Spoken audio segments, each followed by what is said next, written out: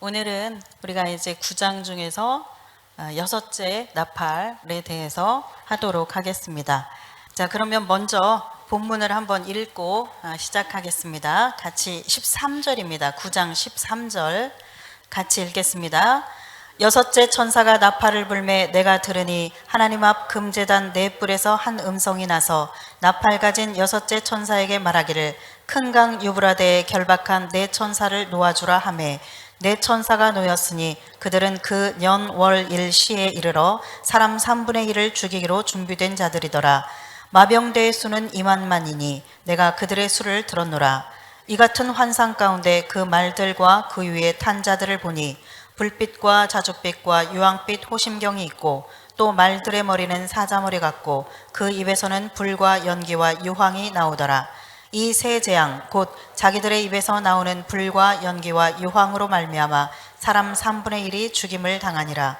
이 말들의 힘은 입과 꼬리에 있으니 꼬리는 뱀 같고 또 꼬리에 머리가 있어 이것으로 해하더라. 이 재앙에 죽지 않고 남은 사람들은 손으로 행한 일을 회개하지 아니하고 오히려 여러 귀신과 또는 보거나 듣거나 다니거나 하지 못하는 금, 은, 동과 목석의 우상에게 절하고 또 그 살인과 복술과 음행과 도둑질을 회개하지 아니하더라. 아멘. 지난 시간에 다섯째 나팔 했고요.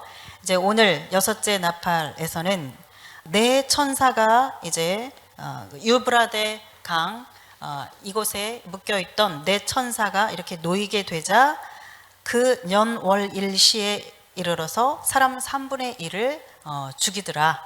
그런 이야기입니다. 그리고 그 마병대, 사람을 죽이는 그런 마병대가 군대, 그렇죠? 그 마병대가 있는데 그 마병대에 즉 이제 말탄 기병들입니다. 그 한 사람 한 사람을 이렇게 봤더니 그 말과 그 말탄자가 있는데 그 모양이 이렇게 호심경, 불빛, 자줏빛, 유황빛, 이 호심경이 있고, 자 그리고 그 말들을 잘 보니까 이 힘이 이 말의 머리와 꼬리에 있더라. 그래서 그 입에서 불과 연기와 유황이 나와서 그것으로 사람을 죽이고, 그리고 이제 꼬리가 있어서 이 꼬리로 사람을 해치고 이런 일들을 하더라. 그리고 내가 보니 이 재앙으로 죽지 않고 남은 사람들은 끝까지 우상을 숭배하면서 끝까지 회개하지 않더라. 그 이야기가 바로 여섯째 나팔 이야기입니다. 아주 간단한 이야기죠.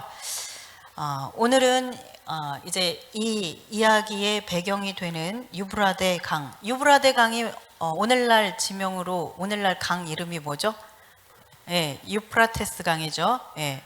그래서 유프라테스 강 이곳을 중심으로 해서 일어나는 그 사건의 이야기를 이야기하고 있는데, 이제 이것과 관련된 그런 중동에서의 문제들을 이야기하고, 그리고 이제 본문 해석을 하고 그렇게 마치도록 하겠습니다.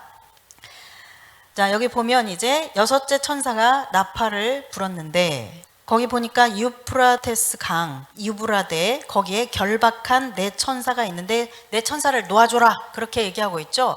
이 유브라데는 유프라테스 강입니다. 창세기에 보면 그 네 개의 강이 있었죠. 네 개의 강이 있는데 그 중에 두 개가 우리가 잘 알고 있는 티그리스 강과 유프라테스 강입니다. 힛데겔이라고 나오는 강이 티그리스 강이죠. 그리고 이제 유브라데라고 하는 것이 유프라테스 강입니다. 지금 이곳이 중동 지역인데 이쪽이 지금 이스라엘입니다. 이쪽이 이스라엘이고 여기 이라크가 있고 이란이 있고 요르단, 그 다음에 시리아, 여기 레바논, 터키, 이런 나라들, 이제 우리가 한 번쯤은 다 들어봤을 만한 그런 나라들이죠. 이 나라들이 있는 이곳인데 여기 보면 이것이 바로 티그리스 강과 유프라테스 강입니다. 그래서 이 위쪽에 있는 것이 티그리스 강이고 이 아래쪽에 있는 게 유프라테스 강이에요. 그래서 오늘 배경이 되는 것은 바로 이 유브라데 강을 이야기하고 있는데, 이 유프라테스 강은 여러분들이 이렇게 지도에서 보면 알겠지만 이라크와 시리아와 터키를 이렇게 쫙 거쳐서 흘러가고 있는 이 세 나라에 걸쳐져 있는 강이 유프라테스 강입니다. 그래서 이 나라들이 다 이슬람 국가죠. 여기가 어디냐면 아라라트 산입니다. 아라랏산. 여러분 창세기에 보면 홍수 사건이 있었죠. 홍수 사건이 있고 나서 그 방주, 노아의 방주가 아라랏산에 이르렀다. 그런 이야기 하고 있죠. 그 방주가 이제 홍수가 다 끝나고 나서 최종적으로 멈췄다라고 하는 그곳이 바로 아라랏산인데, 그 아라랏산이 오늘날 터키에 있습니다. 그래서 앞에 지도에서 보면 이제 이렇게 여기까지가 지금 터키인데 이 위로 이제 더 있죠. 그런데 이 터키 이제 동부 쪽, 이 동부 쪽에 이 아라라트 산이 있어요. 그래서 아르메니아 고원에 있는 이 아라랏산 이쪽에 보면 에르주름이라고 하는 지역이 있는데, 여기에서 발원해서 흘러 내려가고, 그래서 쭉 터키를 지나서 시리아를 지나서 이라크를 지나서 페르시아만으로 쫙 빠지는 이제 그런 강의 모습을 가지고 있는 것이 이 유프라테스 강입니다. 그래서 여러분들은 그 유프라테스 강 하면은 세계사에서 배웠을 거예요. 그 최초의 문명 발상지, 그래서 메소포타미아 문명 들어보셨죠? 예, 그 메소포타미아 문명이 발달된 강이 바로 이 티그리스 강과 유프라테스 강이죠. 그래서 메소포타미아라는 뜻이 두 강 사이라는 뜻인데, 그 두 강이 바로 이 티그리스 강과 유프라테스 강이에요. 그래서 이곳은 굉장히 강이 있기 때문에 아주 비옥합니다. 고대로부터 사람들이 이렇게 밀집해서 살아가는 곳은 물을 중심으로 해서 살아가죠. 물이 굉장히 귀하기 때문에 강이 있는, 물이 있는 곳에서 이렇게 살아갑니다. 옥토입니다. 네, 그 유프라테스 강 주변 사진이에요. 이 유프라테스 강은 지금 여러분들이 이제 본 것처럼 그 이슬람 국가인 터키와 시리아와 이라크를 지나가고 있고, 그리고 고대로부터 유프라테스 강은 이 바벨로니아나 페르시아 이런 나라들이, 우리가 앞에서 이제 이란도 봤고 이라크도 봤죠. 네, 그곳이 바로 페르시아 그리고 이제 바벨로니아였던 이제 그런 곳인데, 그곳에서 이제 침략해 올 때, 특히 제국끼리의 싸움이었기 때문에 이집트를 가려면 저기 이제 이스라엘을 지나서 이렇게 밑으로 가야 이집트를 갈 수 있거든요. 그러니까 이 제국끼리의 싸움이었기 때문에 이제 이렇게 바벨로니아나 아니면 페르시아나 이집트나 이런 나라들 이제 서로 이렇게 싸우고 전쟁을 할 때 항상 이렇게 이 강줄기를 따라서 이렇게 해서 이렇게 밑으로 내려갔죠.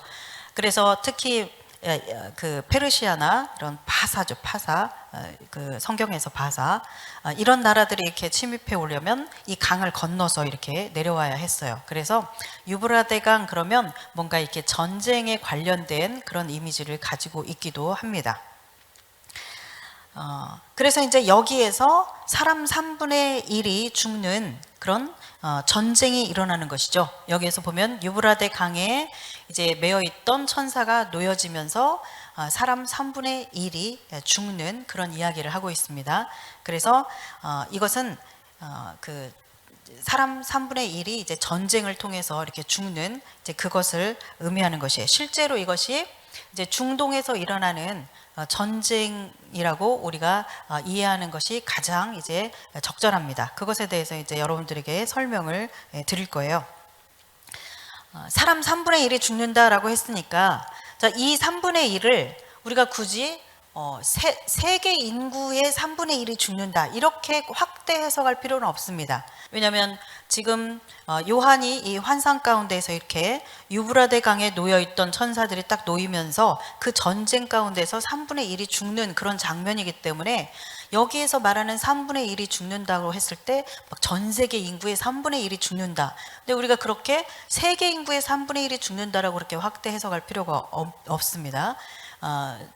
굳이 이제 그것을 얘기를 한다면, 그래서 중동 전쟁이기 때문에, 유프라테스 강을 중심으로 한 중동 전쟁이기 때문에 그 전쟁에 참전하는 사람들 가운데 3분의 1이 죽는다거나, 아니면 그 지역 이슬람 국가들, 거기에 있는 그 국가들 가운데 이제 사는 자들, 여하튼 거기에 지역에 해당되는 사람들 가운데서 3분의 1이 죽는다거나, 이렇게 해석하는 것이 훨씬 적절하죠.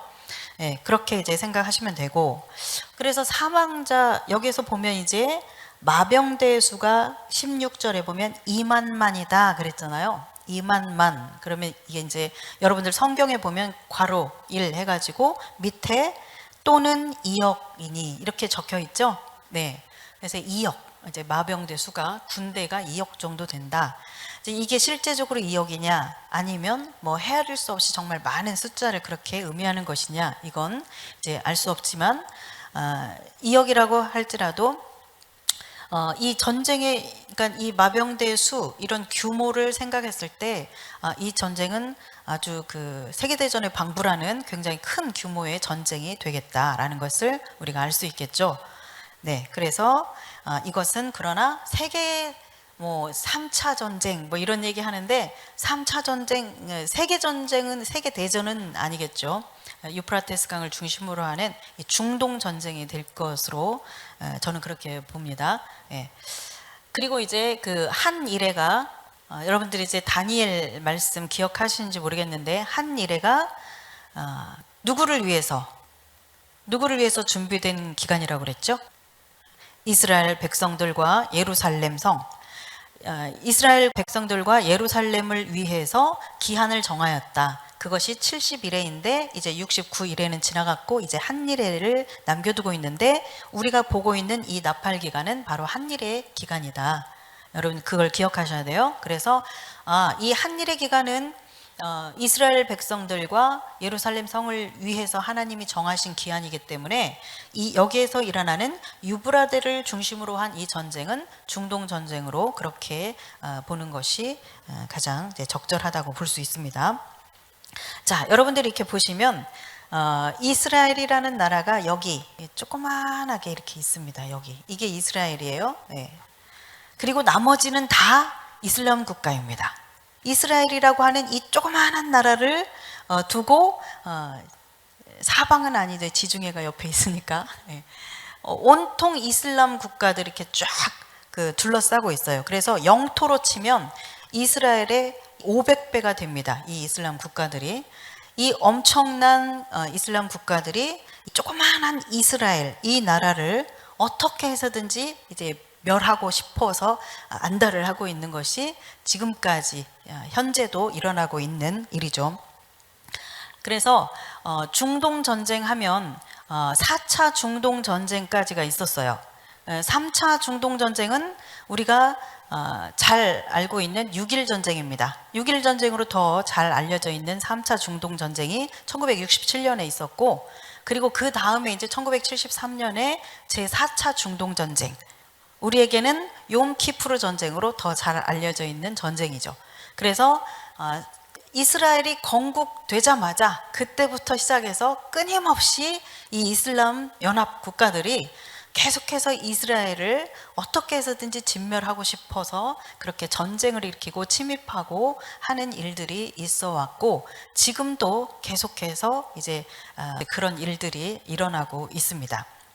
그래서 이제 4차 중동 전쟁까지 그렇게 73년에 있었고, 그 뒤로 잠잠했다가 한 42년 만에 우리 한 5년 전에 2015년쯤에 이 시리아 지역 쪽에서 이렇게 골란고원 쪽으로, 이스라엘의 가장 북쪽에 있는 게 이제 골란고원인데, 그 골란고원과 갈릴리 쪽으로 그 미사일을 날리면서 또 공격을 하기 시작했어요.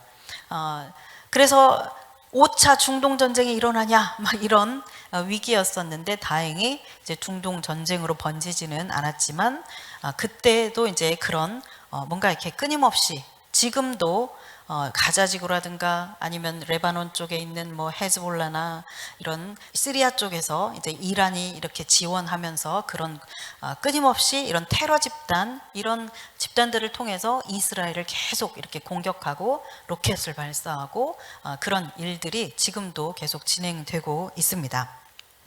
그래서 그 2015년도에 이제 그런 일이 있었는데, 그때도 누가 그 일을 했느냐면 시리아에서 그렇게 날라왔지만 결국은 이란이 그렇게 지원을 해주는 그런 무장 이슬람 단체인 이슬람 지하드라고 하는 거기가 배후 세력이 되어서 그렇게 이스라엘을 이제 공격했죠.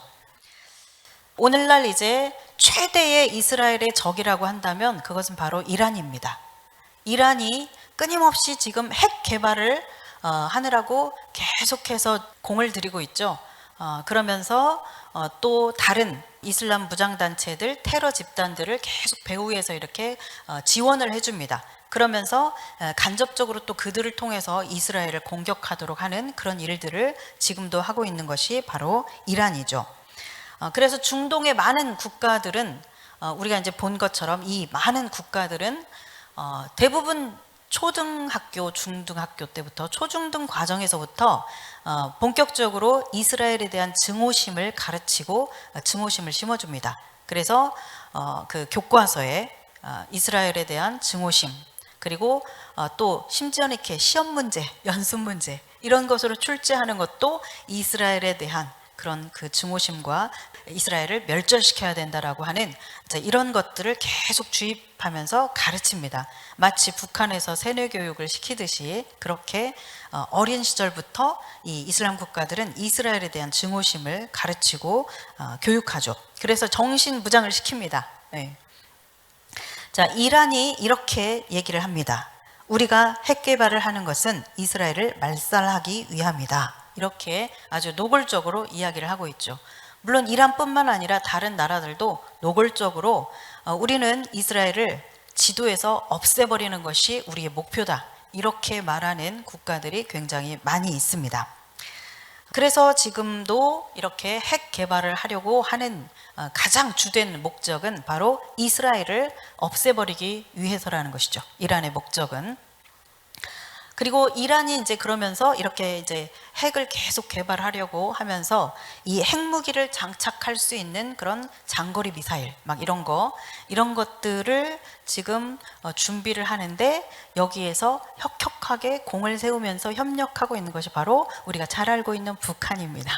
네, 그래서 북한의 지원을 받고 있죠. 이란이 그런 어떤 무기.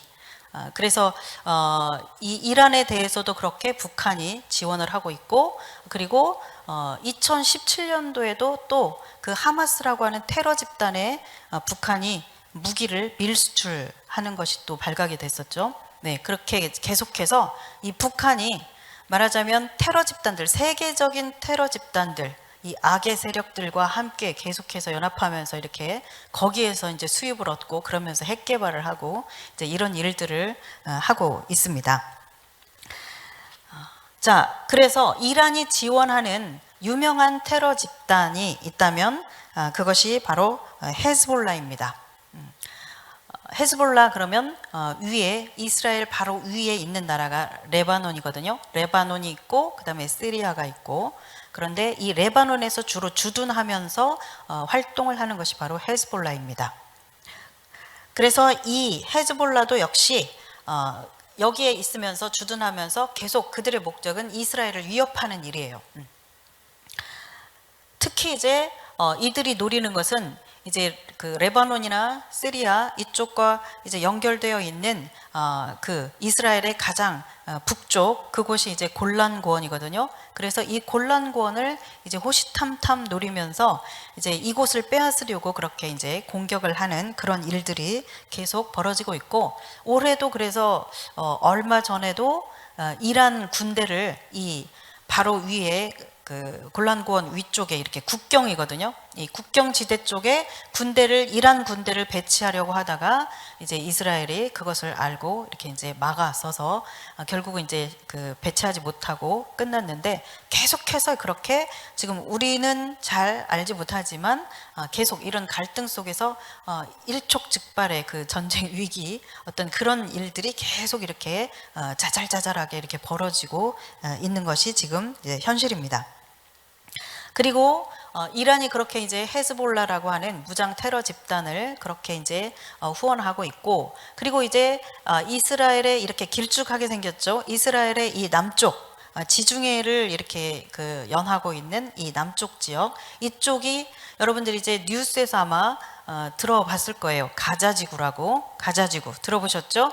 이 가자지구에서 끊임없이 또 그 이스라엘을 향해서 로켓을 발사하고 미사일 날리고 드론 날리고 하면서 이제 그리고 또 테러를 일으키고 차로 그냥 무작정 막 밀고 들어가서 그냥 파괴시켜 버리고, 그리고 내려가지고 막 칼 휘두르면서 살해하고 막 이런 일들을 그 가자지구의 그 하마스 테러 집단들이 또 하고 있죠. 가자 지구 그러면 여러분들이 성경 구약 성경에서 읽다가 가사, 아스글론, 아스돗 이런 그 지명들 들어보셨을 거예요. 블레셋 사람들이 살았던 땅, 이제 그곳이거든요. 그래서 가사가 바로 오늘날 가자입니다. 그리고 성경에서 아스글론 그곳이 아슈켈론, 그리고 아스돗이 아슈돗. 오늘날 그렇게 지금 거기 팔레스타인 땅에 이스라엘이 있는 그곳에 가면 여러분들이 성경에 보는 그 많은 지명들이 다 실제로 있습니다. 네, 성경은 지어낸 이야기가 아니라 철저하게 역사적인, 지리적인 그런 기반 위에서 오히려 세계사를 이렇게 밝혀주는 참고서 같은 그런 게 바로 오히려 성경이죠. 그 가자 지구에서 그렇게 끊임없이 이 하마스가 활동을 하면서 이제 이스라엘을 파괴하려고 하는 그런 일들을 하고 있습니다. 그리고 이제 지금은 이제 사이버 테러 여러분 들어보셨어요? 지금은 이제 사이버 테러 시대입니다. 그래서 올해도 올해만 해도 이 사이버 테러가 굉장히 막 주거니 받거니 하면서 이 중동 지역에서 일어났어요.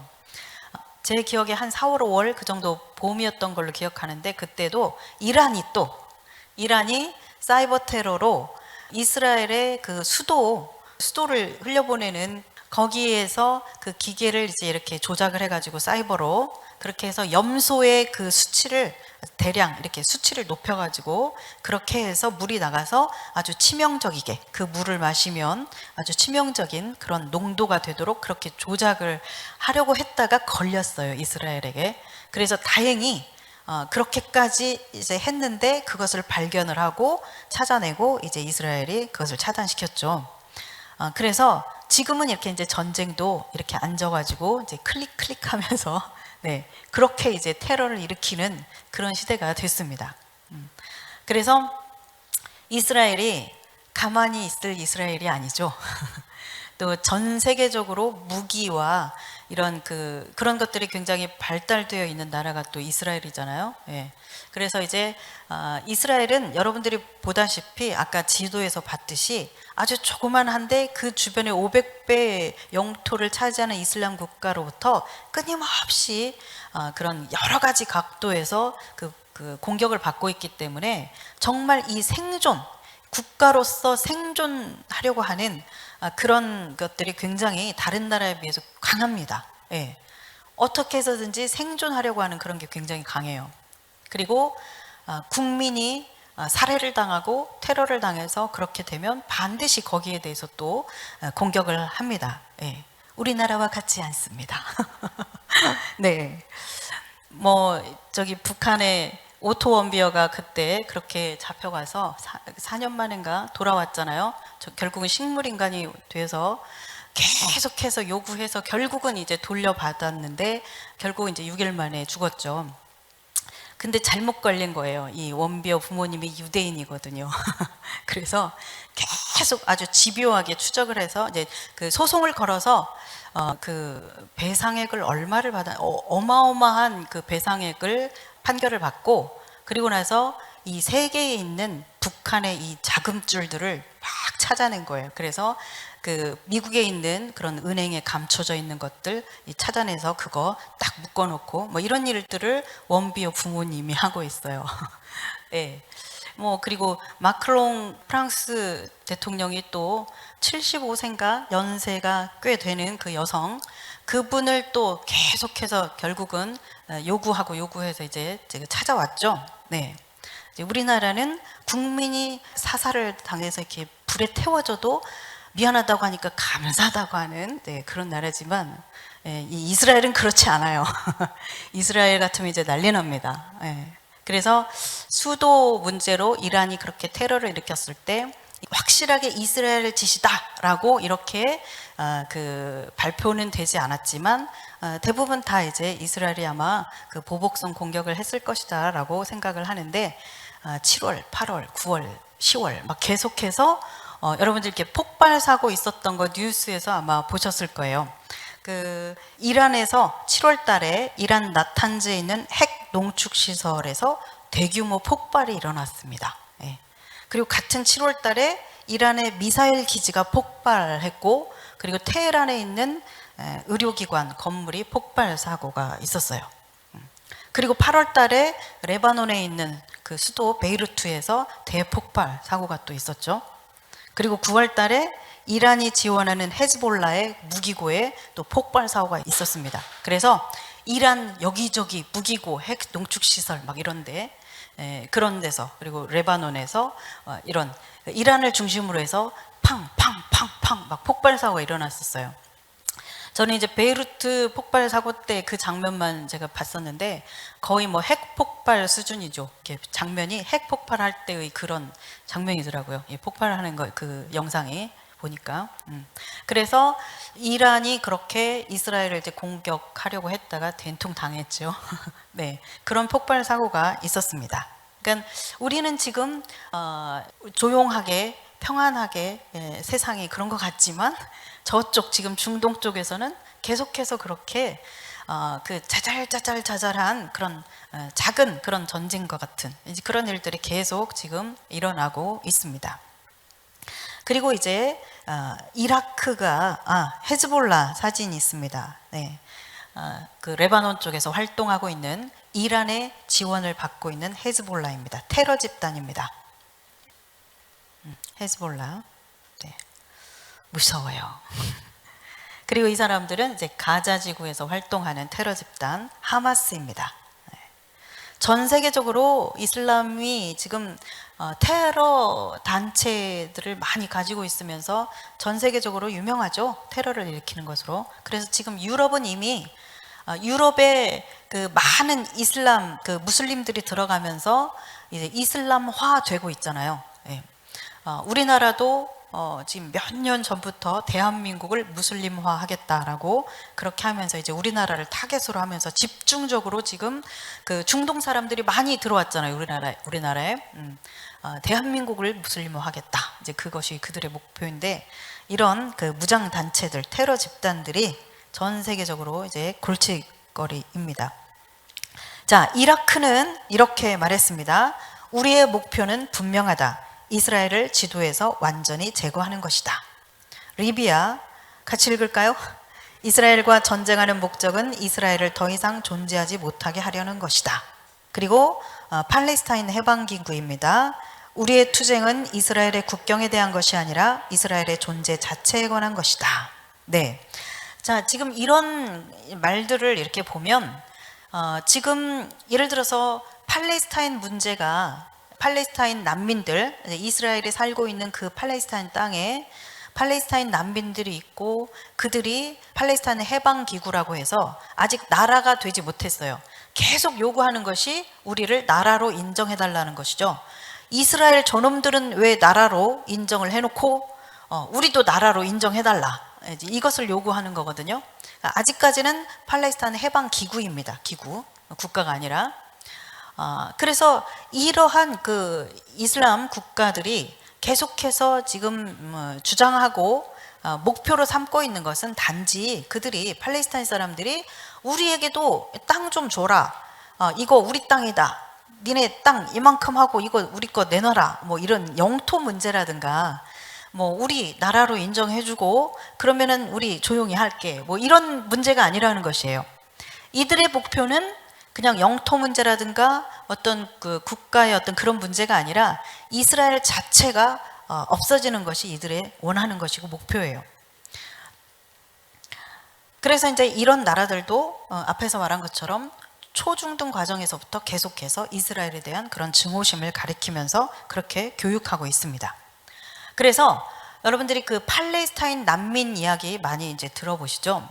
그리고 아마 이렇게 광고에 보면 특히 구호단체 뭐 이런 광고들 보면 대부분 팔레스타인의 그 불쌍해 보이는 그런 뭐 아이들이나 막 이렇게 그 피해를 당해서 막 아주 이렇게 그 불쌍하게 사는 그런 모습들 이런 것들을 띄우면서 이제 그 구호 기금을 이렇게 해주기를 원하는 이제 그런 광고들을 하고 그러는데 여러분들 그걸 아셔야 돼요. 팔레스타인 난민 기구를 통해서 들어가는 돈들은 그 난민들에게 가는 게 아니에요.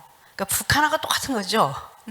북한 열심히 불쌍하다고 도와주면 그거 다 이렇게 핵 개발에 쓰고 고위급 간부들이 배불리는 데 쓰는 그런 거하고 똑같은 거죠. 뭐 중국도 공산당원들 재산이 뭐 천문학적인 숫자라고 하죠. 네, 그렇습니다. 천문학적인 숫자예요. 근데 마찬가지로 야세르 아라파트라고 한 2004년 정도에 그때 이 팔레스타인 해방기구에 말하자면 행정수반 같은 거, 그러니까 대통령은 아니고 국가는 아니니까 말하자면 국가로 치면 대통령 같은 그 사람이 식물인간처럼 이렇게 되면서 그러면서 이 사람의 이 재산이 오픈이 됐는데 이 사람의 재산이 7조 1,500억이래요. 7조 1,500억. 여러분 팔레스타인 난민 불쌍하다고 네. 예를 들어 정말 팔레스타인 난민 문제가 그 사람들이 불쌍한 문제가 그게 진짜 본질적인 문제이면 이 사람 돈만 풀어도 난민 문제 다 해결됩니다. 네. 그 사람들 아주 잘 살 수 있게 해줄 수 있어요. 그리고 얼마나 많은 아랍 국가들, 이슬람 국가들이 그리고 전 세계의 유엔을 비롯한 세계 기구들이 구호 기구들이 얼마나 많이 팔레스타인 난민들을 불쌍하다고 하면서 이렇게 도와주는지 몰라요. 어마어마한 돈들이 흘러 들어가는데 그것이 결국 그 난민들에게 가는 게 아니라는 것이죠. 그래서 정말 그것이 난민의 문제라면 방금 말씀드린 그 야세르 아라파트 이런 사람, 이 사람 자기 백성이죠. 자기 백성들의 그 문제에 세계한테 구걸하지 말고 자기 돈 풀어서 하면은 얼마든 다 해결되는 것인데 그게 목적이 아니기 때문에 그래요. 그들의 목적, 팔레스타인 난민 문제를 계속 이렇게 말하고 내걸고 있는 이유는 이스라엘을 공격하기 위해서요. 이스라엘을 아주 나쁜 놈을 만들어 버리는 것이죠. 그러니까 우리나라 사람들도 잘 모르면서 팔레스타인 문제와 이스라엘 문제 거의 역사에 대해서 알지도 못하면서 이스라엘 그 나쁜 놈들이야. 아유 저 팔레스타인 저 불쌍한 사람들 계속 저렇게 그 공격해가지고 말이야. 아유 저거 봐 피 흘리고 아이고 저 어린애가 울고 아유 불쌍해. 이런 그 여론 세계의 여론을 이렇게 여론화 시키는 것이죠.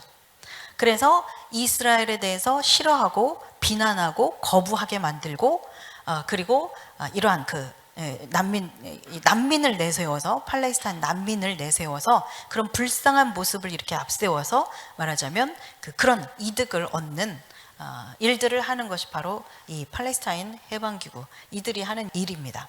그래서 지금도 이렇게 여러분들 누구죠? 도널드 트럼프 대통령이 그 유엔 산하에 있는 그 팔레스타인 구호 기구가 있어요. 거기에서 그 지원을 끊어버리겠다고 해서 끊어버렸죠. 올해 그런 일이 있었어요. 예. 그 이유가 다 그런 이유 때문이에요. 그걸 알기 때문이에요. 트럼프 대통령이. 예. 여러분들에게도 몇 차례 말씀드렸지만 BBC, CNN 이런 방송들 대표적인 그런 방송사들은 그 이슬람 연합 기구들 이런 데서 굉장히 지원을 많이 받습니다. 재정적인 지원을 받으면서 특히 이란도 그렇고 그런 지원을 받기 때문에 이 돈에 완전히 매여 있어요. 그래서 그들에게 휘둘립니다. 그래서 이 나오는 그런 보도되는 그런 것들이 다 의도적으로 편집되고 그렇게 의도적으로 이렇게 보도하는 이제 그런 것들이에요. 근데 이제 그것이 대부분 이제 우리나라도 CNN이나 BBC 이런 것을 가지고 와서 이것을 가지고 이제 이렇게 방송에 내보내잖아요. 그러다 보니까 대부분의 전 세계 이제 국가들이 이런 왜곡된 잘못된 그런 보도들, 의도적으로 편집되고 그 왜곡된 그런 그 소식들을 이제 접하게 되는 것이죠. 우리나라도 이런 언론을 이제는 믿을 수 없잖아요. 믿을 수 없는 시대가 됐죠. 그것과 같이 미국도 마찬가지입니다. 전 세계적으로 마찬가지예요. 우리는 이제 이 언론이라든가 언론을 순진하게 그대로 이렇게 받아들이거나 이런 SNS 이런 것들에 의존을 하면서 그것을 철석같이 믿으면서 이렇게 그렇게 살아가서는 안 됩니다. 네. 특히 우리 그리스도인들은 성경적인 분명한 어떤 그 관점과 성경적인 그런 진리의 토대 위에서 버릴 딱 이렇게 보면서 이것을 분별할 줄 알아야 되고, 버릴 건 버리고 취할 건 취하고 그러면서 살아야 돼요. 그렇기 때문에 우리가 말씀을 알아야 되고 분명한 진리 위에 서 있어야 되는 것이에요. 그래서 이제 이렇게 그 여론을 그런 식으로 형성을 해가면서 세계 여론을 그렇게 만들어가고, 그러면서 이제 또 유엔에서는 이슬람 회원 국가들이 인도적인 차원에서 지원을 해줘야 된다 막 이러면서 계속 그 돈을 이제 이렇게 걷어내고, 그래서 그 구호 기구를 통해서 얻어진 돈을 이제 이 테러 집단에 다 흘러 들어가게 만드는 것이죠. 이런 식으로 지금 돌아가고 있습니다. 이것은 이제 이 가운데 있는 사람이 터키 대통령 에르도안입니다. 이제 그 터키, 이번에는 이제 터키에 대해서 말씀을 드리려고 하는데, 이 터키도 지금 굉장히 심상치 않죠. 상당히 지금 오래 전부터 터키도 굉장히 지금 위험해요. 제가 봐서는 아주 그렇습니다. 이제 본래 이 터키는 굉장히 그 터키의 국부라고 하는 무스타파 케말 아타투르크라고 하는 국부로서 굉장히 존경받는 사람이 있어요. 이 사람이 이제 말하자면 터키 공화국을 건국한 사람인데, 터키의 국부라고 그렇게 부르죠. 굉장히 존경받습니다. 이 사람은 군인이에요. 장교 출신입니다. 그러나 그 군부라고 하는 것이, 우리나라에서는 군부 세력 하면은 굉장히 부정적이지만 이 터키에서는 군인들이 존경받는 나라가 터키입니다. 굉장히 이 사람은 반독재주의자였고, 그리고 초창기부터 이제 이 나라를 건국하고 나서 세속 정책을 썼어요. 그래서 서양 문물이 들어오도록 그렇게 하고, 그러면서 그러니까 서양 문물이 들어오니까 굉장히 이제 개방적이고 자유와 물결이 이제 일고, 그러면서 그 경제 발전을 이룩한 그런 굉장히 그 훌륭한 사람이죠. 근데 이제 에르도안이 대통령이 되면서 이 사람은 이제 정반대로 그동안에 그렇게 케말 파샤가 해놓았던 그 업적들을 이제 다 뒤집는 일들을 지금 에르도안 대통령이 하고 있습니다. 그래서 이슬람 근본주의를 추구하면서 이 터키를, 사실 한 10년 전인가 그때 갈 때에도 터키가 98%는 이슬람이다, 그렇게 얘기를 했지만, 실상은 이제 현재 가서 이렇게 얘기를 들어보면 뭐 98% 이슬람이라고 하지만 많은 사람들이 굉장히 개방적이고 자유주의적인 그런 그 신앙을 가지고 있고, 특히 젊은 사람들은 굉장히 오픈돼 있다, 그런 얘기를 했거든요. 그런데 그런 그 터키의 분위기를 지금 에르도안이 완전히 지금 거꾸로, 시계를 거꾸로 돌리고 있어요. 그래서 이슬람 정책을 쓰고 있습니다. 터키 이 자신들의 그 국민들에게 무슬림으로서의 그 정체성을 심어주는 거예요, 계속.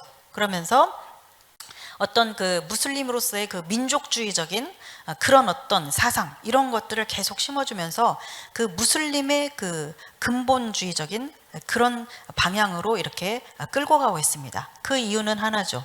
독재를 하기 위해서. 그래서 본래 이렇게 세계 정치를 봐도 그렇고, 우리나라도 그랬잖아요. 뭐 고려 시대에는 뭐죠? 숭불 정책.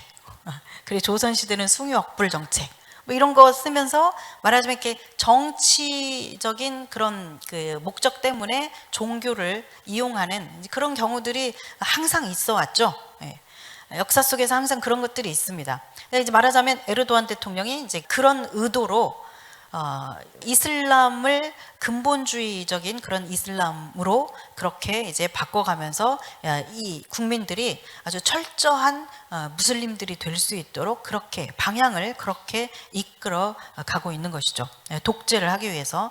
그래서 뭐 초창기에는 제가 기억하기에 그때 몇 년 전만 해도 굉장히 그 거세게 반발을 하고 시위를 하고 막 저항을 하고 그랬어요. 처음에는 그랬는데 뭐 정말 무자비하게 그냥 죽이고 막 억압시키고 밀어버리고 막 이러니까 이제 결국은 이렇게 숨 죽이게 되더라고요.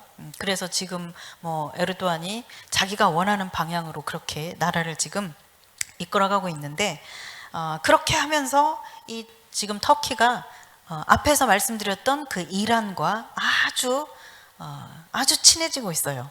굉장히 밀착 관계를 가지고 있습니다. 그래서 그 이란의 그 대통령과 그 다음에 러시아 푸틴이죠. 이들과 이 세 나라가 터키와 이란과 러시아 이 세 나라가 지금 굉장히 밀착 관계 속에서 지금 계속 이렇게 만나고 있고 정상회담 같은 것도 자주 하고 2017년에는 8차례나 정상회담을 할 만큼 이 세 나라가 굉장히 지금 가까워지고 있어요. 그러면서 이들이 이제 말하자면 가까워지는 게 왜 지금 이런 이야기를 하느냐. 미국이 특별히 트럼프 행정부 때에 미국이 굉장히 이스라엘 편에 서서 그 선택을 하고 그런 이제 행정들을 펴왔죠. 그래서 뭐 이스라엘의 수도 예루살렘이 이스라엘의 수도다. 그것을 인정하고 그 다음에 지금 계속 그 빼앗으려고 욕심을 내고 있는 그 골란고원 이것도 골란고원도 이스라엘의 영토다. 주권을 인정한다. 뭐 이런 것들 하고 계속 이제 그 어떤 이스라엘 편에 서서 그렇게 평화협정안도 이스라엘을 많이 이렇게 이전과 비교해서 많이 배려를 하면서 그렇게 이제 평화협정안을 내고 이러면서 이제 트럼프 정부가 미국이 이스라엘 편에서 많이 이제 그렇게 힘써 왔는데 그렇게 하다 보니까 이제 이 터키와 이란이 이제 이란을 중심으로 해서 이 터키와 러시아가 저 멀리 있는 러시아까지 이렇게 와가지고 이제 이란과 연합하면서 미국과 이스라엘을 엄청나게 맹비난을 하면서 공격을 하죠. 그러면서 이 중동 지역에서 뭔가 이스라엘에 어떤 문제가 발생할 때마다 뭐 시리아나 이란과 그 다음에 이스라엘 이 나라들에서 뭔가 문제가 발생할 때마다 이제 이 터키와 이란과 러시아가 합세를 해가지고 막 이렇게 성명을 내고 막 비난을 하고 그러면서 공격하는 이제 이런 일들을 지금 하고 있습니다. 이제 이 나라들을 주목하는 것은 저기 나중에 이제 곡과 마곡 전쟁이 나오는데 거기에서 이제 그 거론하고 있는 지명들 이제 그 지명들에 해당되는 나라들이 바로 이제 터키와 러시아입니다. 이제 그 대표적인 곳이 이 두 군데예요. 그래서 이제 미리 이제 여러분들에게 이제 이렇게 설명을 드립니다. 우리가 이제 터키에 가면은 항상 모든 관광객이 들르는 곳이 있어요. 그 유명한 곳이 바로 이스탄불에 있는 아야소피아 성당이거든요. 예. 근데 이곳을 사실 이제 한 900년 정도 비잔틴 제국 시대 때 이곳이 이제 교회였어요. 성당 교회로 쓰였다가 오스만 제국이 이 무슬림 국가가 이제 이렇게 정복을 하면서 500년 동안 여기를 다시 모스크로 사용했어요. 우리 교회처럼 사용하는 그 모스크로. 그랬다가 아까 말한 무스타파 케말 아타투르크 이 사람이 이제 나라를 세우고 여기를 박물관으로 만들었어요. 그래서 모든 사람들이 이렇게 이제 그 구경을 하면서 이렇게 명소가 됐는데 이곳을 지금 에르도안 대통령이 다시 모스크로 쓰겠다고 선언을 했죠. 예, 지난달인가 언젠가. 그러면서 모든 것을 이렇게 지금 이슬람화 아주 이렇게 철저한 이슬람화 시키려고 하는 시도들을 지금 에르도안 대통령이 이제 하고 있습니다. 그러니까 이 에르도안 안에는 뭔가 옛날에 그 왕년의 오스만 제국 때와 같은 뭔가 이 제국을 만들고 싶어하는 그래서 뭔가 이렇게 오늘날 이 세계에 영향력을 미치는 뭔가 그런 그 제국을 만들고 싶어하는 야망이 있는 거죠. 그 안에. 그러면서 자꾸 이제 이런 세력들과 이렇게 연합하면서 목소리를 이제 내고 있는 거죠. 그래서 우리가 이제 중동 전쟁의 가능성 제가 이렇게 썼는데 한번 읽어봅시다. 아랍 및 이슬람 국가들의 끊임없는 이스라엘에 대한 증오는 종말까지 멈추지 않을 것이다. 이스라엘이 없어지지 않는 한 해결되지 않는 문제다. 네, 그렇습니다. 앞에서 말씀드렸듯이 이것은 그냥 단순히 어떤 객관적인 어떤 문제가 있어서가 아니라 이스라엘이라고 하는 민족 자체가 존립하는 것을 원치 않는 근본적으로 그들이 완전히 지도에서 삭제되는 그 민족이 사라져버리는 그것을 원하기 때문에 이 중동 문제 세계의 화약고라고 하죠. 언제 터질지 모르는 전쟁이 언제 터질지 모르는 그런 곳이다 라고 해서 세계의 화약고라고 그렇게 이름을 붙였죠. 이 중동 지역을.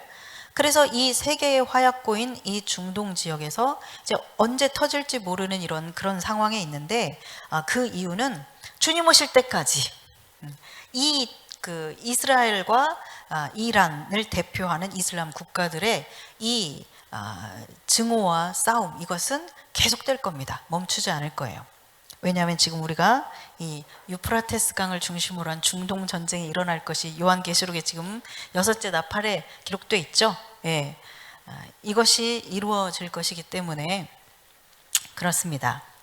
그래서 이제 이런 그 문제들을 보면 앞으로 이제 이번에 뭐 이제 미국 대선의 결과가 이제 최종적인 결과가 뭐 어떻게 될지 모르겠지만, 예, 미국의 그 정치적인 상황에 따라서 이 중동 문제도 굉장히 이제 엎어졌다 뒤집어졌다 하는 그런 판가름 나는 이제 그런 영향력을 미치게 돼 있죠. 예, 그럴 수밖에 없습니다. 그래서 이제 그 미 행정부가 어떤 선택을 하고 어떤 정치적인 그런 결정을 하면서 이제 그 중동 문제에 대해서 그렇게 결정을 하는가, 이런 것에 따라서 이제 이 중동 문제가 앞으로 그 직접적인 그런 영향을 여기에 미치게 될 텐데, 이것을 이제 거꾸로 이렇게 이제 반대로 생각하면 이렇게 생각할 수 있죠. 우리의 관점으로 보면 이 하나님의 눈동자라고 하는 이 이스라엘의 백성들이 이 지금 계속 하나님께서 고토로 이스라엘 땅으로 불러 모으는 알리야, 지난번에 말씀드렸죠. 그 알리야가 계속 진행되고 있는 상황 가운데 있는데, 그 알리야가 지금 얼마만큼 이루어지는가, 네. 그리고 또 예수님을 그리스도로, 메시아로 인정하는 그 메시아닉 유대인들이 얼마나 이제 그렇게 예수님께로 돌아오는가, 그 문제. 그리고 또 한일의 동안에 이제 예언적인 선포를 하면서 그렇게 증언을 할 그 하나님의 종들, 우리가 14만 4천 봤죠. 그 하나님의 종들이 얼마나 준비가 되는가, 이런 것에 따라서 하나님께서 중동 문제와 이스라엘의 정치 부분을 조율하실 것입니다. 아멘이십니까? 네. 미국의 정치가 중동 문제를 주물럭거리는 것이 아니라 결국은 이스라엘이 얼마만큼 그렇게 하나님 앞에 이제 준비가 되어지는가에 따라서 하나님께서 그 중동 문제와 이스라엘의 문제에 영향을 미칠 미국의 정치적인 상황을 하나님께서 이렇게 만들어 가실 거라는 것이죠. 왜냐하면 세계사라고 하는 것은 강한 나라, 강대국, 제국을 중심으로 해서 기록되는 것이 세계사이지만, 하나님의 역사는, 성경의 역사는 하나님이 선택하신 민족, 하나님이 제사장 나라로 세우신 민족, 그 이스라엘을 중심으로 해서 기록되기 때문에 그렇습니다.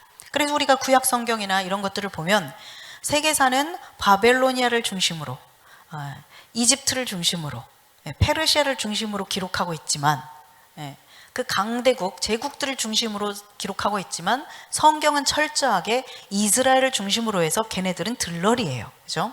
네, 그렇습니다.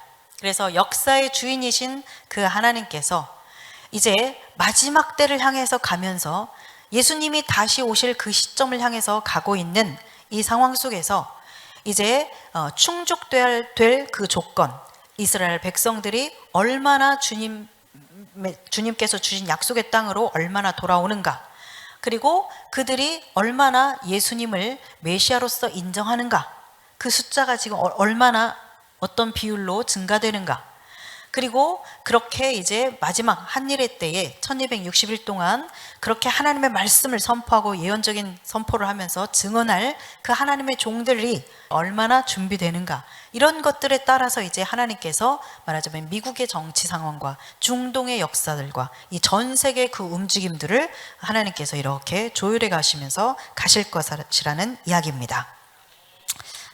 아멘. 네, 그렇습니다. 자, 이러한 이제 이런 중동의 그런 문제들, 이런 것들이 계속해서 이 중동 지역에서 이스라엘을 중심으로 해서 이런 작은, 이런 자잘자잘한 그런 전쟁 같은 부딪힘들, 이런 문제들이 계속 이렇게 지속되다가 이제 하나님이 정하신, 여기 오늘 본문에 보면 15절에 의하면 그 연, 월, 일, 시에, 그렇죠? 이제 정관사가 붙었어요. 그 년, 월, 일, 시에. 즉 하나님께서 몇 년, 몇 월, 며칠, 몇 시 이것까지 딱 정해 놓으셨다 이거죠. 하나님이 정하신 때가 있다는 거예요. 카이로스죠. 이 때가 되면 이런 중동의 지금 현재 이런 그 복잡하고 이런 문제들이 계속해서 이런 분위기를 계속 가지고 이렇게 가다가 하나님이 정하신 그 년, 월, 일, 시가 되면 그때에 이제 이 문제가 팡 하고 터질 것이라는 겁니다. 이 중동 전쟁이 터지게 되겠죠. 우리가 지금 보고 있는 여섯째 나팔 유브라데를 중심으로 해서 이제 일어나는 전쟁이죠. 그래서 이제 그 한 일에 7년이 있습니다. 앞에 3년 반은 1260일, 그리고 뒤에 3년 반은 42달이라고 했죠. 이 한 일회 동안에 처음 한 일회가 시작될 때에 이스라엘에 대한 그런 평화적인 조약, 협정 이것이 체결이 되어서 평화적인 분위기로 이렇게 가다가 한 일의 절반이 되었을 때에 그 조약이 말하자면 결렬되는 거예요. 무산시켜버리는 것이죠. 약속을 말하자면 배반해버리는 거죠. 그때 이렇게 이스라엘과 조약을 맺었지만 그때 가서 이제 그것을 확 이렇게 말 바꾸는 거죠. 그렇게 이제 배반하는 그 약속이 틀어지는 일이 한일의 이 절반 시기에 있는 거예요. 그러면서 이제 이것이 어떤 중동 전쟁을 촉발시키는 어떤 계기가 되겠죠. 이런 식으로 해서 이제 42달로 넘어가는 것이죠. 그렇게 아마 일이 진행될 것으로 저는 보고 있습니다. 그리고 이제 또 한 가지 이런 그 이제 중동 전쟁의 그 가능성에 대해서 또 한 가지 이제 우리가 생각할 수 있는 것은 지금 이제 이런 그 굉장히 이스라엘이 그렇게 코너에 몰리는 듯한 그런 상황으로 그 건국 이래로 계속 지금 그렇게 살고 있는 거죠. 사실은 이스라엘은 참 외로운 나라입니다. 그 미국 말고는 친구가 없는 나라, 뭐 이렇게 표현해도 과언이 아닌 그런 나라가 이스라엘이죠. 근데 이제 이 미국마저도 이제 이게 민주당이 그 집권하게 되면 참 이제 그 곤란해지는, 이스라엘이 또 참 어려워지는 이제 그런 상황이 이제 벌어지게 되는 것인데, 어찌됐건 이제 이런 그 중동 문제뿐만 아니라 지금 전 세계적으로 지난번에 말씀드렸듯이 유대인 혐오주의, 반유대주의가 지금 전 세계적으로 이렇게 부활하고 있어요. 그래서 올해 같은 경우는 유럽 지역에서 이스라엘로 돌아오는 알리야한 사람들이 2배로 급증했다고 하죠. 올해만. 그러니까 그만큼 지금 유럽 쪽에서 이 견디기가 힘든 거예요. 유대인들에 대한 그 핍박과 그런 그 혐오적인 그런 것들이 너무 이제 심해져서 견디지 못하고 결국은 이제 자기 고국으로 이제 이스라엘로 이렇게 돌아오는 거죠. 그래서 이제 CNN에서 최근에 영국, 프랑스, 독일, 폴란드, 헝가리, 스웨덴, 오스트리아 이렇게 유럽 7개국에 7,000명 이상의 그 숫자를 대상으로 해서 여론조사를 했는데 전체 응답자의 44%가 우리나라에서 반유대주의가 너무 지금 그 심각하다, 이렇게 큰 문제가 되고 있다, 이렇게 대답을 했다고 합니다. 그래서 많은 그런 폭력의 위험에 노출돼 있다라고 그렇게 대답을 했고, 독일 같은 경우에는 55%가 그렇게 대답을 했다고 해요. 그러니까 지금 유럽 전체에서도 굉장히 절반가량의 그 인구들이 말하자면 유대인에 대해서 굉장히 혐오스럽게 생각하고 유대인들은 없어져야 된다라고 생각하면서 이제 그 굉장히 이렇게 그 반유대주의적인 그런 성향을 가지고 있다라는 것이죠. 그러면서 이번에도 이제 그 올해 또 그 미니애폴리스에서 그 누구죠? 조지 플로이드 사건이 있었죠. 우리 막내 학교가 거기 있거든요. 미니애폴리스에. 거기서 막 엄청나게 시위가 벌어지고 폭동이 일어나고 막 이랬잖아요. 그런데 그러면서 이 사건이 일어나면서 흑인 폭동으로 이게 번졌는데 희한하게 또 여기에 이 반유대주의자들이 거기에 꼽사리 끼면서 반유대주의 시위를 벌이게 됐어요. 막 그러면서 유대인들을 막 길거리에서 폭행하고 막 그러면서 여기 이렇게 얘기하죠. 이스라엘에게 죽음을, 이스라엘 국가는 없애야 한다, 막 이렇게 외치면서 시위를 벌이는 이런 일들이 또 있었어요. 미국에서조차도 지난번에 말씀드린 것처럼 그래도 그나마 미국은 좀 나았는데 이제 최근 들어서 한 2년, 3년 정도부터는 이 미국에서도 굉장히 반유대주의적인 것들이 지금 심각해지고 있다라는 것이죠. 사실 이제 2020년도 올해 7월 30일에 유엔에서 미겔 모란티노스라고 하는 이 대표가 이제 이런 이야기를 했어요. 반유대주의와의 싸움은 이보다 급박한 적이 없다. 전 세계적으로 공격의 증가가 정말로 걱정스러운 비율에 도달했다. 그러면서 이 유엔에서 최초로 반유대주의에 대해서 모니터링을 하겠다라고 그렇게 얘기를 했어요. 사실 유엔도 굉장히 친이슬람적이거든요. 지금 현재 뭐 수년 전부터 그랬어요. 그리고 그 유엔을 비롯한 그런 국제 기구들이 굉장히 이제 그 아랍 국가들 회원국이 증가되면서 이슬람 국가들이 많아지면서 굉장히 그 반이스라엘, 반유대주의적인 그런 성향이 강했거든요. 중간에 뭐 이렇게 두어 사람 이렇게 성향이 그 다른 그런 사람이 이렇게 대표로 있을 때 잠깐 그때 말고는 전체적으로 이 세계 기구에서도 반유대적인 그런 이제 성향을 띄었었는데 여하튼 최초로 이렇게 지금 얼마나 심각한지 이 반유대주의에 대해서 모니터링을 하겠다라고 할 만큼 지금 이제 문제가 자꾸 심각해지고 있다라는 것이죠. 네. 자, 왜 이런 일이 일어나는가? 네. 왜 이런 일이 일어날까요? 이것은 영적인 대결입니다. 영적 전쟁이에요. 예전에 10년 전에도 이제 그때 들으신 분들은 혹시 기억하실지 모르겠지만 이 문제는 근본 원인을 이렇게 저기 창세기로 거슬러 올라가야 돼요. 예. 아브라함의 아들 이삭과 이스마엘의 문제입니다. 예. 이삭과 이스마엘의 문제, 예. 그 갈등입니다.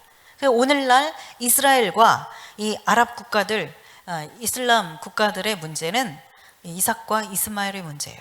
그래서 이것은 영적인 대결이고 이것은 그렇기 때문에 주님 오시는 그날까지 어떤 주변에서 아무리 뭐 평화협정 뭐 어떤 좋은 그런 정책들을 제안을 해도 받아들이지를 않아요. 이번에도 뭐 트럼프 대통령이 올해 초에 그렇게 뭐 평화 그 협정안을 이렇게 내놓긴 했지만 완전히 길길이 뛰었죠 막. 그러면서 근데 이제 그 어떤 좋은 그런 그 사실은 이번에 그 협정안이 팔레스타인 그 이들에게도 굉장히 좋은 조건이거든요. 그리고 재정적으로 어마어마한 돈을 약속을 했었어요. 그러니까는 굉장히 그런 돈을 생각하고 경제적인 것들과 뭐 뭔가 이런 것들을 생각하면 충분히 아이고 좋아라 이러면서 받아들일 만한 그런 조건들이었거든요. 정말 조건이 굉장히 그들에게는 돈에 있어서 굉장히 좋았어요. 어마어마한 돈을 주는 조건이었어요. 그런데 길길이 뛰면서 우리는 그 생각의 여지도 없다 이러면서 이제 반대했죠. 그러니까 그들이 목표하는 건 그냥 이스라엘이 없어지는 것이 목표이기 때문에 그래요. 그래서 주님 오시는 그날까지 이 중동의 문제는 해결되지 않는다. 이것은 영적 전쟁의 문제이다라는 것이에요. 그렇기 때문에 우리가 이제 그리스도인으로서 우리가 이런 중동 문제나 이런 이스라엘에 대한 거나 이런 문제를 볼 때에도 우리는 세상 사람들하고 다른 관점에서 볼 수 있어야 됩니다. 세상 사람들은 그냥 그 거짓 뉴스들, 거짓 정보들 이런 것들만 보고 그리고 굉장히 그 기독교와 나머지 모든 종교는 하나예요. 뭐 기독교와 다른 뭐 종교들이 서로 손잡고 우리는 하나 그러는데 그 헛소리고 영적으로 보면 기독교와 나머지 모든 종교들은 하나죠. 그래서 이렇게 영적 전쟁이 일어나는 것이죠. 그렇기 때문에 이런 문제들도 우리가 이제 이런 세계에서 일어나는 세계의 문제들을 이렇게 볼 때에도 우리가 그런 관점에서 볼 수 있어야 돼요. 그리스도인으로서 볼 수 있어야 돼요. 성경적인 관점에서 볼 수 있어야 됩니다. 세계의 영적 전쟁의 관점에서 볼 수 있어야 돼요. 예. 그동안에 미국을 중심으로 해서 사실은 이제 이스라엘 문제를 놔두고 중동 문제죠. 중동 문제. 이 중동 문제를 해결하기 위해서 참 애를 많이 썼습니다. 그래서 그 1993년 뭐 이때부터 오슬로 뭐 평화협정 그다음에 2003년에 그 뭐죠? 뭐 평화 중동 평화 로드맵, 그다음에 2009년부터 해서 그 오바마 대통령 때 두 국가안, 그리고 뭐 올해 이제 트럼프 대통령에 의한 이런 그 평화 협정안, 정말 이 중동 문제를 한번 해결해 보려고 정말 이렇게 많은 노력을 했어요. 미국을 중심으로 해서. 그런데 아직까지도 해결되지 않고 있죠. 예. 특히 이 오바마 대통령이 그 주장한 것은 참 기가 막힌 주장이죠.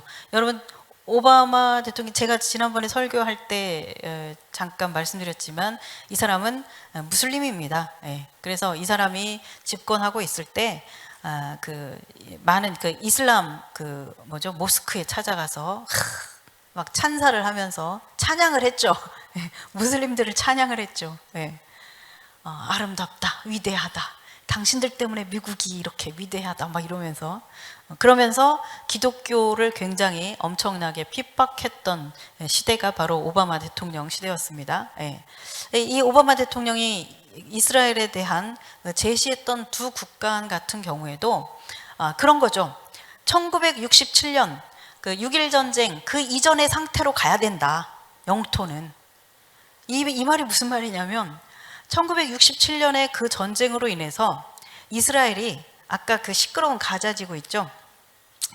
시나이 반도, 이집트에 속한 시나이 반도하고 그 다음에 가자지구, 그 다음에 지금 이제 맨 끝에 있다는 그 골란고원, 그리고 서한지구라고, 이번에 이제 중동 평화안 제시되면서 서한지구라는 말이 많이 나왔을 거예요. 관심이 혹시 있는 분들이라면 좀 들었을 텐데, 서한지구, 웨스트뱅크라고도 하는 이 지구, 이렇게 네 군데를 이스라엘이 손에 쥐었어요. 취했어요. 그래서 이제 이스라엘 영토가 됐는데, 그 이전으로 가야 된다 이 말은 골란고원도 내놓고 서한지구도 내놓고 가자지구도 내놔라 이 말이에요. 뭐 이미 이집트 그 시나이 반도는 반환을 해줬어요. 그 이집트하고 이제 평화협정을 맺을 때 이미 이제 반환을 해줬어요, 이스라엘이.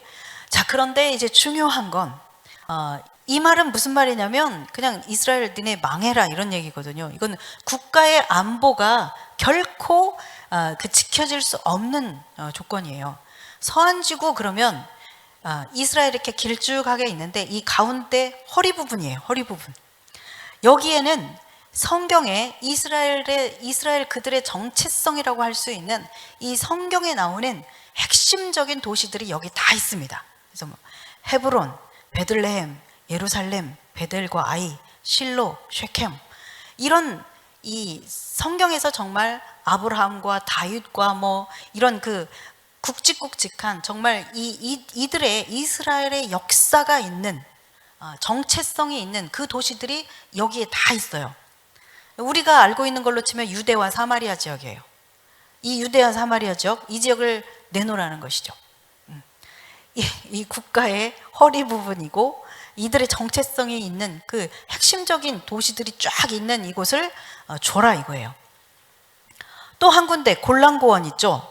이 골란고원은 안보에 있어서 지붕과 같은 역할을 하는 겁니다. 이거 굉장히 중요해요.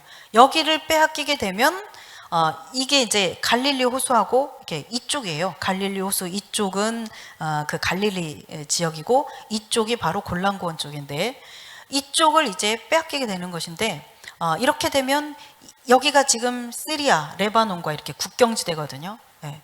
그래서 여기를 내놓게 되면 이제 이스라엘은 굉장히 위험해집니다. 여기에서 시리아가 자기네 영토였을 때 그 전에 그때 여기에서 이제 이 골란고원에서 정상에서 이렇게 보면 저기 60km 떨어진 다마스커스 지역이 쫙 한눈에 보여요.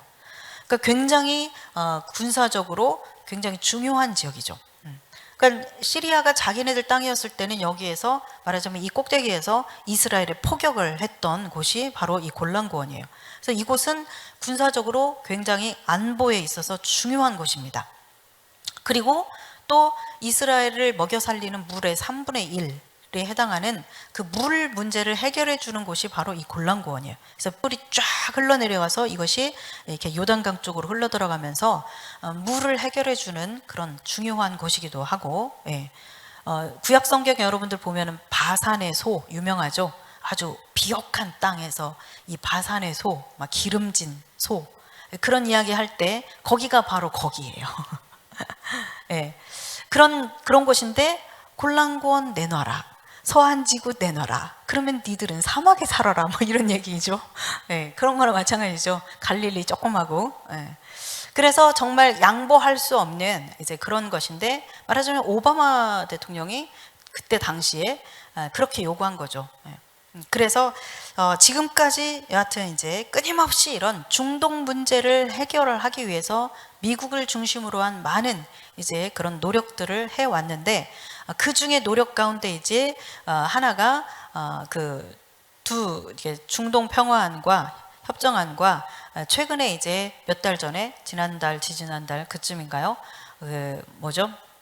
아브라함 협정을 체결했잖아요.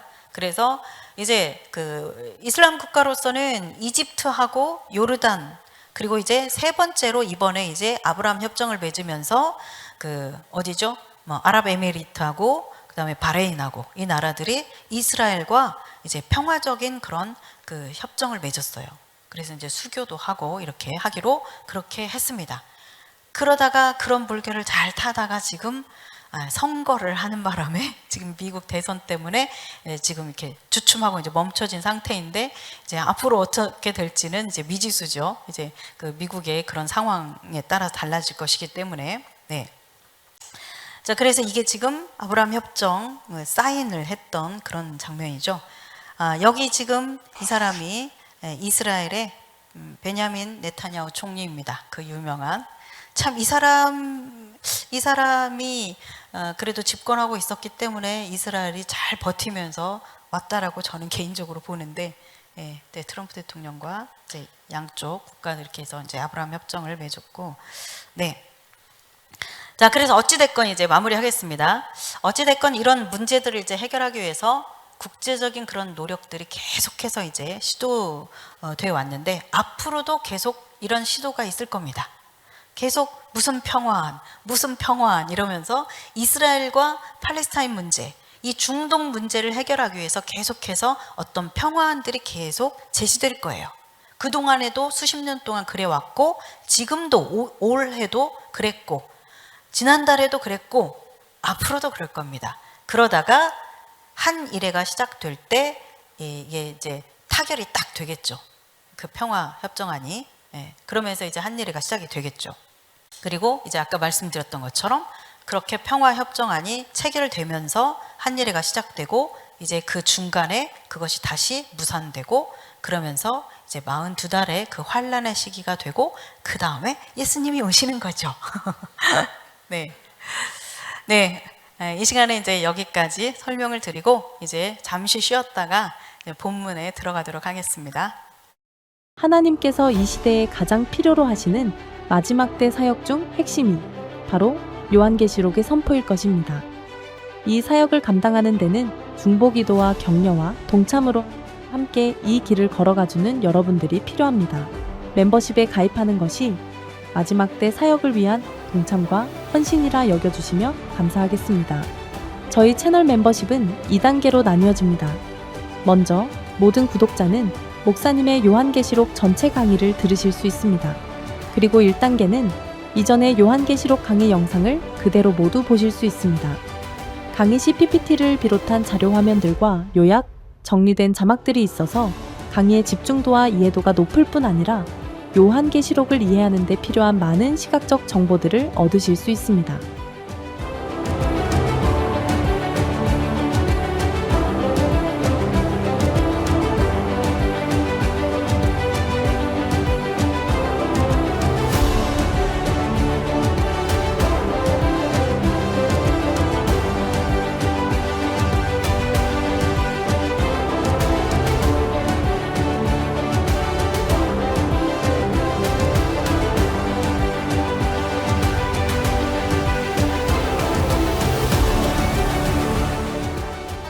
주실 것입니다.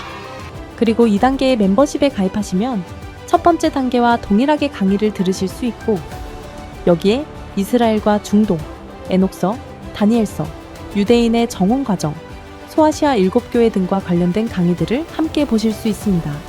앞으로도 2단계에서만 오픈되는 강의들이 있을 것입니다. 그리고 2단계는 6개월 이상 구독 시 세미나 등록비를 10% 할인해 드립니다.